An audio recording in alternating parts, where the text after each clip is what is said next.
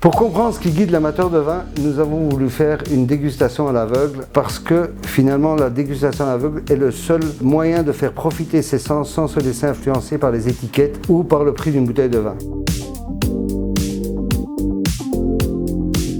Les participants vont déguster les vins totalement à l'aveugle et on leur dévoilera les vins à la fin de la dégustation seulement. Bordeaux a la réputation de produire des vins chers, réservés à des connaisseurs, et nous on aimerait dépoussiérer un peu cette image et montrer aux amateurs de vin qu'à Bordeaux il y a des super vins avec lesquels on peut se faire plaisir et qui sont vraiment accessibles à tous. Dans les vins sélectionnés, il y a plusieurs vins qui vont de 15 à 20 francs, 30 francs, 50 francs et même jusqu'à 250 francs. Il y a des grands crus et des vins un peu moins connus. On a toujours l'impression qu'une bonne bouteille de Bordeaux, elle doit se garder longtemps. Or, il y a un tas de vins de Bordeaux qui sont prêts à être bu directement. Il n'y a pas toujours nécessairement besoin de garder les vins très longtemps pour qu'ils soient bons à être dégustés. Le but essentiellement quand on ouvre une bouteille de vin, c'est de la partager avec des amis ou de la boire en famille et il faut qu'elle fasse plaisir immédiatement. Et ce sont des choses qui existent à Bordeaux aussi.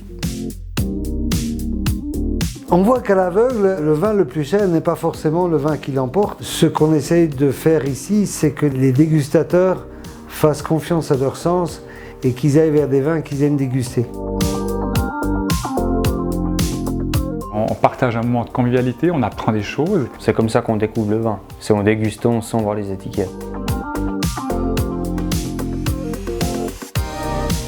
C'était vraiment très intéressant de découvrir plein de nouveaux vins que je ne connaissais pas. Les Bordeaux sont aussi des vins accessibles, plus accessibles que ce que je pensais avant cette dégustation.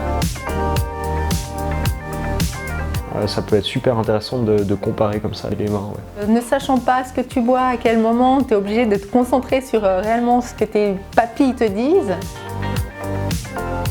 Ah, moi, ça m'a enchanté et puis je reviens quand vous voulez, avec grand plaisir.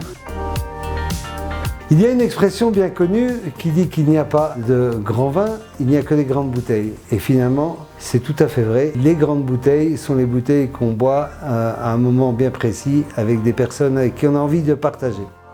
Bien sûr, il y a la qualité du vin, mais il y a surtout l'ambiance, le moment, les gens, l'histoire qui entoure la bouteille. Et c'est tous ces éléments qui font un grand vin finalement.